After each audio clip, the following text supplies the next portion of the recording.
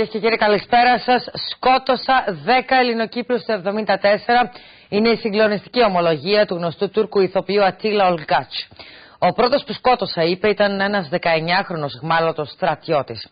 Μιλώντας στο τουρκικό δίκτυο Star, ανέφερε ότι έκλαιγε κάθε φορά που σκότωνε, αλλά την επομένη το έκανε και πάλι.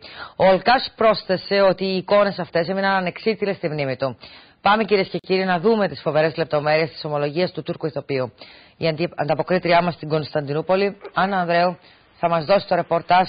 Άννα, καλησπέρα. Πραγματικά είναι συγκλονιστικά αυτά που αποκαλύπτει ή ομολογεί καλύτερα ο ηθοποιός Ολκάτς. Καλησπέρα από την Κωνσταντινούπολη. Η εξομολογία έγινε για πρώτη φορά μετά από 25 χρόνια. Είμαι ο πρώτος καλλιτέχνης που σκότωσε, λέει ο Τούρκος ηθοποιός Ατίλα Ολκάτς, ο οποίος εξομολογείται ότι σκότωσε 10 ανθρώπους κατά την τουρκική εισβολή. Ας πάρουμε όμως τα πράγματα από την αρχή. Το τουρκικό τηλεοπτικό κανάλι κάλεσε τον ηθοποιό σε εκπομπή του για να μιλήσει για την σειρά Κοιλάδα των Λύκων, στην οποία παίζει ο ηθοποιός. Θα θυμάστε ότι κάποτε σε αυτή τη σειρά είχε παίξει ακόμα και ο ίδιος ο Ραούφ Ντεκτάς. Είναι η δημοφιλέστερη. Είναι αυτό το γνωστό σύριαλ που είχε παίξει τότε ο Ντεκτάς. Ναι. Βεβαίως. Και είναι η δημοφιλέστερη εκπομπή στην Τουρκία που έχει σπάσει ρεκόρ τηλεθέαση. Ναι. Στην εκπομπή, λοιπόν, την τηλεοπτική εκπομπή την οποία κλήθηκε ο ηθοποιός Ατίλα Ολκάτς για να μιλήσει για το σύριαλ, τελικά έριξε την βόμβα. Στη σειρά σκότωσε έναν άνθρωπο, λέει, και εννοούσε στη σειρά την Κοιλάδα των Λύκων ως ηθοποιός, αλλά στην πραγματική ζωή, λέει... Με συγχωρείς, απλά για να ξέρουν και οι τηλεθεατές μας ότι είναι ο κύριος που βλέπουμε τώρα στις οθόνες μας με το μαύρο κουστούμι και τα γκρίζα μαλλιά. Απλά για να έχουν και οι τηλεθεατές στο ΙΚ την εικόνα, την πραγματική του ανθρώπου που αποφασίζει τόσα χρόνια μετά να αποκαλύψει, να ομολογήσει δολοφονίες αιχμαλώτων Ελληνοκυπρίων. Στη σειρά, λοιπόν, λέει, σκότωσα έναν άνθρωπο, αλλά στην πραγματική ζωή σκότωσα 10, είπε ο Ατίλα Ολκάτς. Αποκαλύπτει ότι το πρώτο παιδί που σκότωσε ήταν 19 ετών, ήταν ένας αιχμάλωτος στρατιώτης.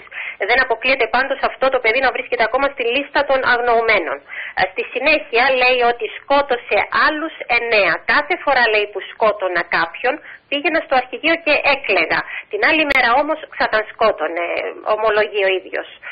Λέει ακόμη ότι δεν ήθελε να πάει στον πόλεμο, είμαι καλλιτέχνης, δεν μπορώ να σκοτώσω, είχε πει στον διοικητή του.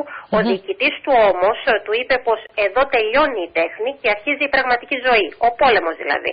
Του είπε μάλιστα ότι είναι διαταγή να σκοτώσει. Ο Τούρκος ηθοποιός εξομολογείται ότι από τότε έχει εφιάλτες, δεν μπορεί καν να φάει κρέας, δεν μπορεί να δει αίμα και στο μυαλό του είναι τα παιδιά τα οποία σκότωσαν. Είναι πραγματικά μια συγκλονιστική μαρτυρία που βγαίνει μετά από 25 χρόνια.